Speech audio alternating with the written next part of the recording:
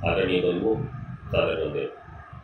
मैं भारतीय ग्रामीण डाक सेवक संघ राजस्थान का पूर्व परिमंडल सचिव और आपके अपने चहेते समाचार पत्र ग्रामीण सेवक गौरव का प्रबंध संपादक आर डी चारण बोल रहा हूँ।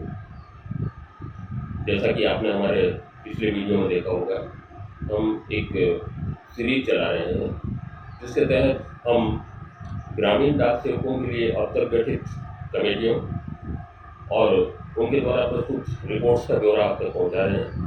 मसलन कोई भी कमेटी कब फॉर्म हुई, उसने रिपोर्ट कब सबमिट की, उसकी प्रमुख सिफारिशें क्या थी, उनमें से सरकार ने किन किन सिफारिशों को स्वीकार किया, कौन सी ऐसी महत्वपूर्ण सिफारिशें थी जिनको रिजेक्ट कर दिया गया और वर्तमान की स्थिति क्या है।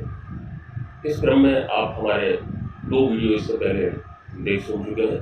आइए ये तीसरा वीडियो आपके सामने इसी श्रृंखला में प्रस्तुत है। जैसा कि मैं आपको पहले भी बता चुका हूँ, 1957 में श्री सी.वी. राजन जो भारतीय डाक सेवा के वरिष्ठ अधिकारी थे, सेवानिवृत्त IPS श्री सी.वी. राजन की अध्यक्षता में ग्रामीण डाक सेवकों की सेवा शर्तों और वेतन भत्तों में सुधार संशोधन के लिए कमेटी गठित हुई। इसके बाद मदन किशोर कमेटी 1970 में गठित हुई, जिसने 27/2/1974 को रिपोर्ट दी। रिपोर्ट की सकारात्मक सिफारिशें सरकार ने खारिज कर दी। केवल मूल भत्ते को संशोधित कर दिया गया।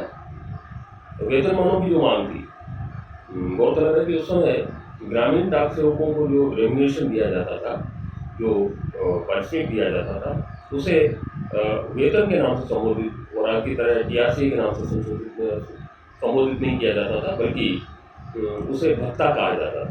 तो सरकार ने वेतनमान की जो मांग थी, वेतनमान की जो सिफारिश थी कमेटी की, उसको रिजेक्ट कर दिया और केवल जो मूल भत्ते थे उनमें संशोधन को स्वीकार कर लिया। इसी क्रम में बाद में जाकर के और ये रिपोर्ट फरवरी 74 में सरकार को सुपुर्द हुई और सितंबर 1974 में जाकर के साल में एक बार ग्रामीण डाक सेवकों को सितंबर के महीने में महंगाई भत्ता देने का निर्णय सरकार ने लिया। ये आश्चर्यजनक सत्य है। आपको ये जानकर अचंभा होगा कि सितंबर 1974 से पहले तक ग्रामीण डाक सेवकों को केवल मूल भत्ता मिलता था, महंगाई भत्ता DA तक नहीं मिलता था। ये पहला मौका था जब मदन किशोर कमेटी की रिपोर्ट पर सरकार ने सितंबर 1974 से साल में एक बार सितंबर के महीने में ग्रामीण डाक कर्मचारियों, ग्रामीण डाक सेवकों को भी अन्य विभागीय कर्मचारियों के बराबर महंगाई भत्ता देना स्वीकार किया। इसके बाद इसी कमेटी की रिपोर्ट पर छात्रों की सप्लाई, ग्रेच्युटी में वृद्धि, ग्रेच्युटी की राशि में वृद्धि और कमजोर आर्थिक स्थिति में मरने वाले, उस समय EDS ग्रामीण डाक सेवक शब्द उस समय अस्तित्व में नहीं था, तो ऐसे जो कमजोर आर्थिक स्थिति में जिनकी डेथ हो गई इन सर्विस, ऐसे EDS के वारिशों को अनुकंपा नियुक्ति दिया जाना सबसे पहले 1974 में सरकार ने स्वीकार किया मदन किशोर कमेटी की रिपोर्ट पर। इसके बाद जब CM स्टीफन संचार मंत्री बने तो उन्होंने शाखा डाकवालों को 10 रुपये मासिक की दर से और शेष ग्रामीण डाक सेवकों को 5 रुपये मासिक की दर से मकान किराया भत्ता देना स्वीकार किया। हालांकि राशि बहुत नगण्य थी, लेकिन एक नई शुरुआत थी। जिन ग्रामीण डाक सेवकों को महंगाई भत्ता तक नहीं दिया जाता था, उन्हें मकान किराया भत्ता बाकायदा दिया जाने लगा। ये 1974 की घटना है। उसके बाद उसी साल में देश के 8000 शाखा डाकघरों को EDSO के रूप में, एक्स्ट्रा डिपार्टमेंटल सब ऑफिस, दर्जा उनका जो है वो उप डाकघर का था, लेकिन वो स्टेटस जो है वो एक्स्ट्रा डिपार्टमेंटल था। तो EDSO जो है वो बने 8000 और ये सारे जो DOs थे उनको अपग्रेड किया गया EDSO के रूप में। हालांकि चौथे वेतन आयोग ने EDS को शामिल करने पर सहमति दे दी थी। देखिए, ये एक तो मैं जैसा आपको पहले बता चुका हूँ, पहले वेतन आयोग ने ग्रामीण डाक सेवकों के भत्ते भी संशोधित किए थे। ये एक ऐतिहासिक सत्य है। और उसके बाद जब चौथा वेतन आयोग बैठा तो चौथे वेतन आयोग में उस समय के जो एक्स्ट्रा डिपार्टमेंटल एम्प्लॉइज थे ग्रामीण डाक सेवक, तो उनको शामिल करने पर भी सहमति दे दी, लेकिन पोस्टल बोर्ड के दबाव में केंद्र सरकार ने इससे इनकार कर दिया। पोस्टल बोर्ड ने कहा नहीं, ये उचित नहीं है, और तब केंद्र सरकार ने इसको इनकार कर दिया। और तब तीसरी ईडी इंक्वायरी कमेटी के नाम से सेवानिवृत्त डाक महानिदेशक श्री आर सबूर की अध्यक्षता में 5/11/1984 को एक कमेटी गठित की। उस समय अंतरिम राहत के रूप में क्योंकि ईडीएसओ बन चुके थे, तो एक नया कैडर जो है वो ग्रामीण डाक सेवकों को आया, ईडीएसपीएम। तो अंतरिम राहत के रूप में ईडीएसपीएम को 40 रुपये और शेष सभी को 30 रुपये मासिक की दर से अंतरिम राहत आईआर, इंटीरियम रिलीफ, 1/12/1984 से दी गई।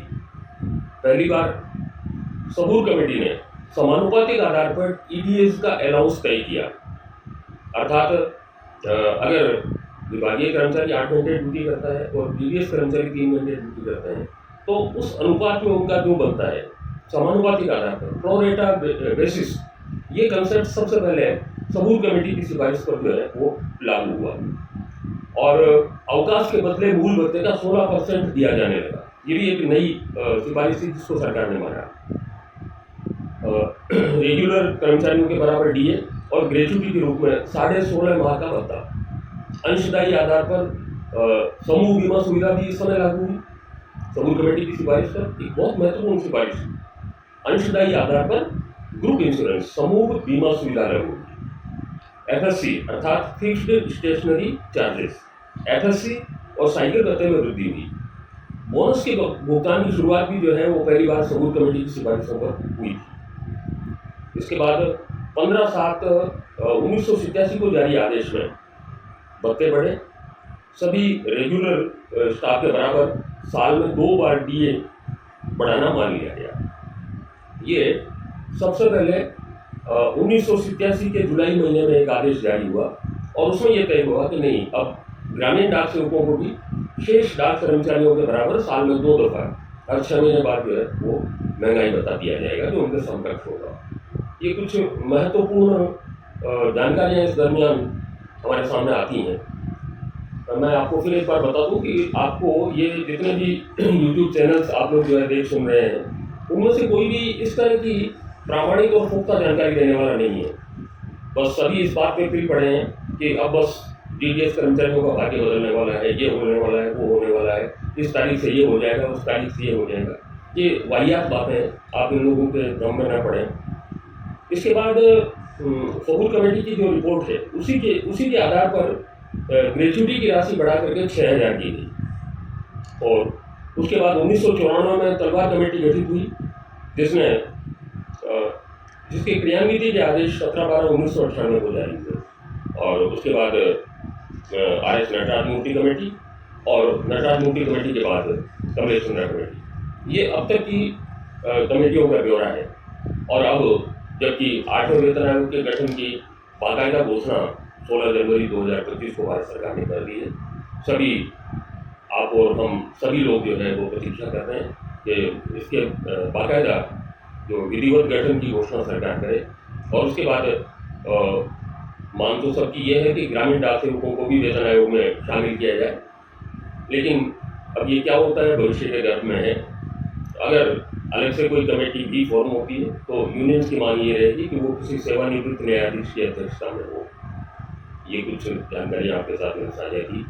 अगर आप पहली मरतबा हमारे इस चैनल को देख रहे हैं तो कृपया इसे सब्सक्राइब जरूर करें, बेल आइकन दबाएं ताकि भविष्य में आने वाले सभी नोटिफिकेशंस आपको मिलते रहें।